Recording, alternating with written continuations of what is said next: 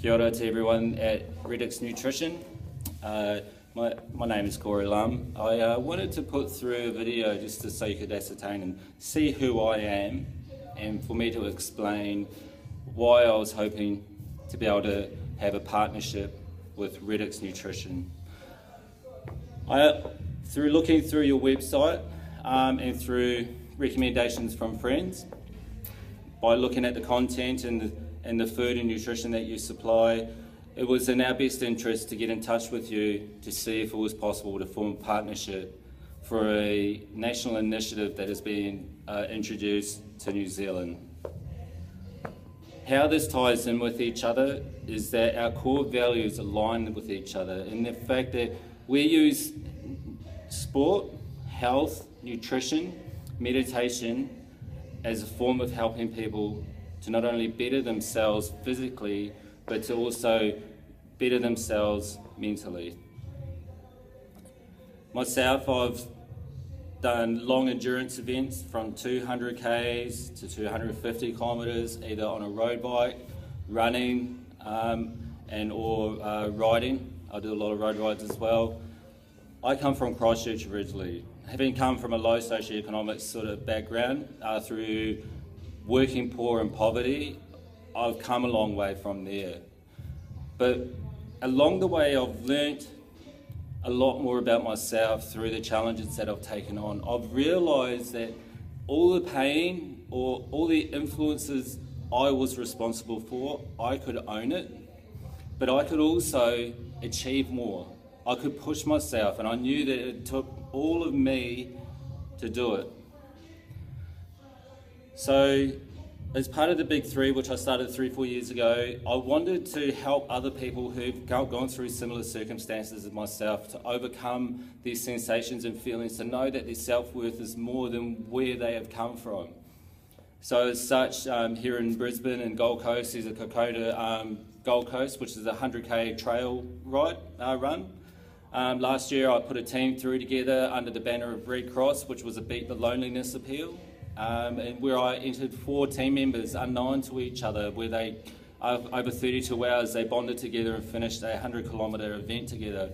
So the Big Three initially was more about myself going out and achieving and accomplishing so much, but now it's become outside of that. It's become now, what more can I do for the community? What more can I do for the people? How can I take the influences that have helped me grow, how can I instill that within the community and help the community and nation grow as a whole?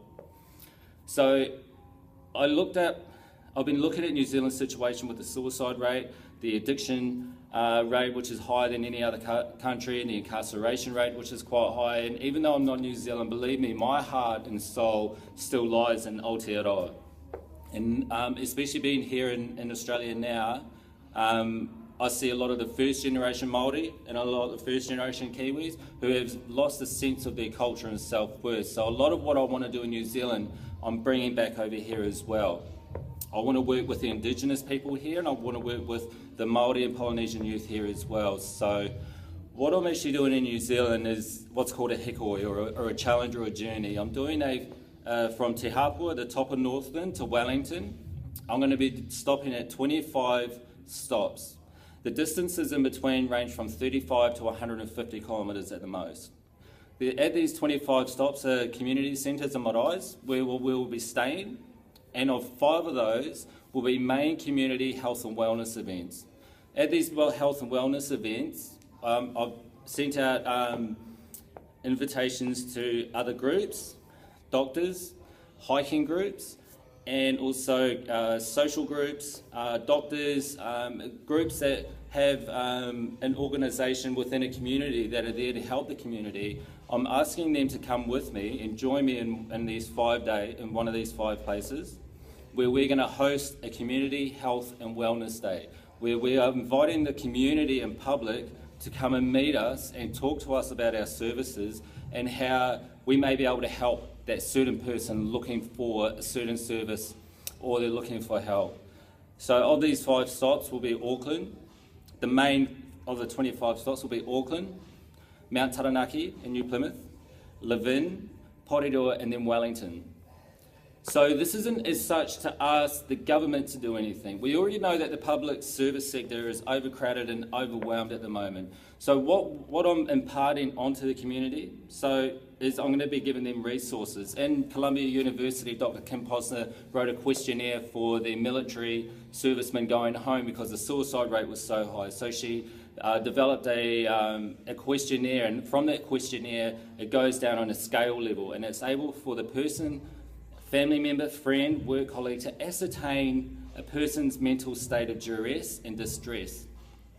From that, I also have little cards. On the card will be little prompts. So a lot of people have trouble with the dialogue and conversation. I don't know what to say, or what am I going to go from there? So I've got these cards that are going to be going on lanyards. On these cards will be, would you like to come for a walk? I notice there's something different about you and you don't seem right. Can I help you? Would you like to come over for dinner? And then on the reverse of that will be emergency contact numbers based on these prompt words.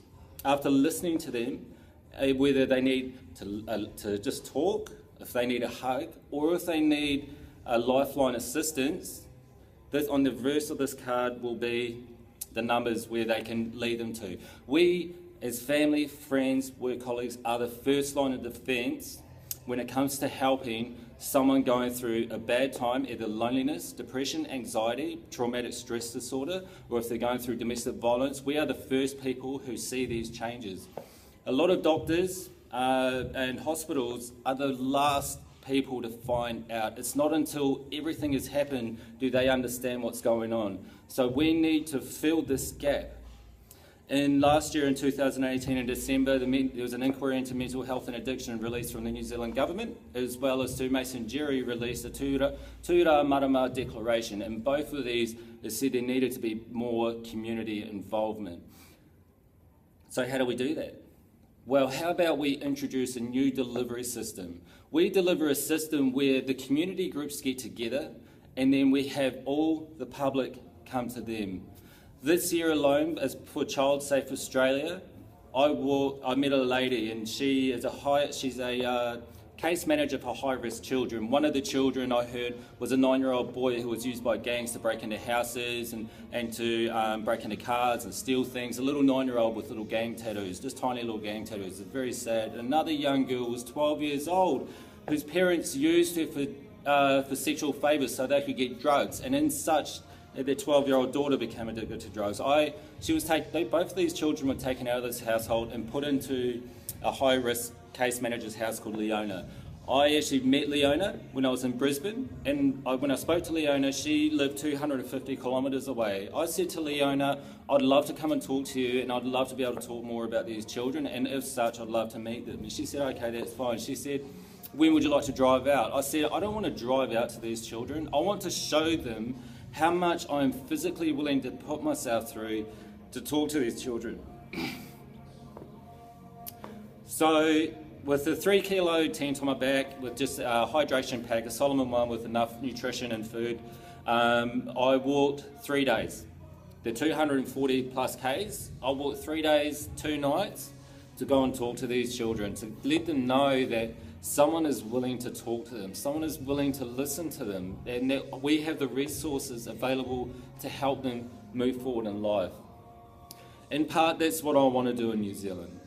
Dame Whina Cooper in 1975 did the same Hikoi for Māori land rights and equality. This time it's a whole different beast. There's something going on in New Zealand, and something needs to happen. So I'm going to, starting from September 14th and finishing on October 19th, I'm going to walk and hike, pulling a hiking trailer with a marquee and pop-up banners. I'm going to hike from the top of the North Island to the bottom, over 1,406 kilometres.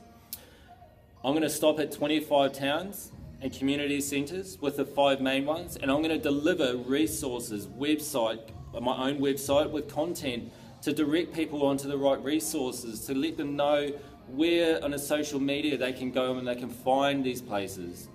And also with the New Zealand health government, we with Aotearoas, and also with the Mental Health Foundation with the Māori Development Manager Alan Norman, there's what's called a Māori health model. A lot of people who are going through mental stress, anxiety, or who are lost, who don't know where to go or have lost themselves, they have what's called a loss of their spirit.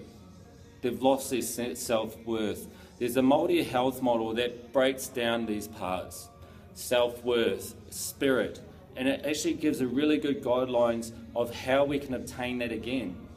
No more looking for drugs, no more looking for influences to help us. Instead of influences, we're looking for mentors. We're looking to replace fight, flight, or freeze with fear, love, and passion. We do it because we love it, we do it because it's our passion, and we do it because we want to break our fears, our phobias, our things that hold us back. We want to replace freeze, fight, or flight with fear, love, and passion. So with this Māori health model, we also have websites that promote talking. And part of Māori culture is storytelling, and that's a part of healing and growing, is people sharing their stories, becoming part of groups, going out and into organisations, going out into nature. Nature has a fundamental grounding to who we are. People who are going through certain circumstances in life, who are going in dark places, tend to box themselves. And that box gets smaller and smaller and darker. What does nature give us? It gives us no walls, and it gives us light. It also gives us cold and windy nights as well, I'll give it that. But there's so much growth from it. So how does my core values align with yours? We're looking more for what we can do for human beings. It's not just about what health and fitness does for us.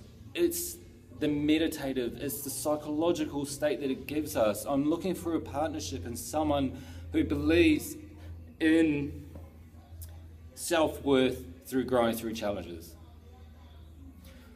I can't do this alone. Over this whole month where I'm going to be pulling this hiking trailer, I have to carry my own food, nutrition, clothing, and the 3 kilo tent that I use here in Brisbane, I'll be using over in New Zealand and Aotearoas as well. So I can't do it alone, but I'm at a loss as to how I'm going to be able to get health and nutrition. What I was hoping is that finding a partnership with yourself during these 25 stops, if I could offload parcels of food, so at each stop I get to, I know that I have nutrition and food waiting for me, so that I can rehydrate, I can get the nutrition back into me, I can meditate, I can stretch, I can do some basic Pilates exercises, and I can move on. As part of what I've organised, I have a social media and communications team at Dunedin through Jay Downs, who's a neuroscientist who spoke very highly of your website and your content and the food that you have. And he said this is what we as human beings used to have before we totally scrambled everything up and started adding things and preservatives. You guys provide. He said this is what you need. Reach out to these people, see if they can help you, or see what they can do to help this whole process of where I may be able to use your nutrition. As far as that, we also have Hinei Elder, who is helping, Dr. Hinei Elder, Rob Makaraka, who's a close friend of Mike King. I have Dr. Leah Royden in Auckland, who's a psychologist who writes blogs for Psychology Today. She's also helping with content about sibling suicide, what's left behind and the feelings left by the siblings after the suicide. Addiction, she's, as I said, she's a regular blogger on Psychology Today, and she has some very valuable content. A part of this is asking, I have a hairdresser coming along, and during this whole expedition, I'll say, we should be given free haircuts. I've asked personal trainers to come along to do a community boot camp of us hiking groups to come along and join me, Hiking New Zealand and other hiking and expedition groups to come and join me in between any stage. I have a timeline planner that I will forward to you, which you can look at yourself, and you can see where the destinations are and the timeline of how long it will take to drive or walk to each one. But I would like to thank you for your time. As I said, I would definitely love a partnership with yourself. Being here in Australia, I definitely think it's something that I can utilise with here in Australia. I haven't found anything like yourself here in Australia. So I'd like to thank you for your time. I hope that this touches you in some way, and that within what I've said and what I've sent to you, that you see that there is a possibility for a partnership where we can work towards promoting your nutritious food and supplements, and how we can use that further for the communities and how they can use it in their process of beginning their journey from mental state to physical state to wellness and health and spiritual alignment as such. But anyway, as I said, my name's Corey Lum, founder and director of the Big Three, My Sweat for the Aotearoas, also an event director for Bamboo Projects, where we take people with disabilities out on a fishing boat, and we use outdoor therapy to help people through counselling and talking.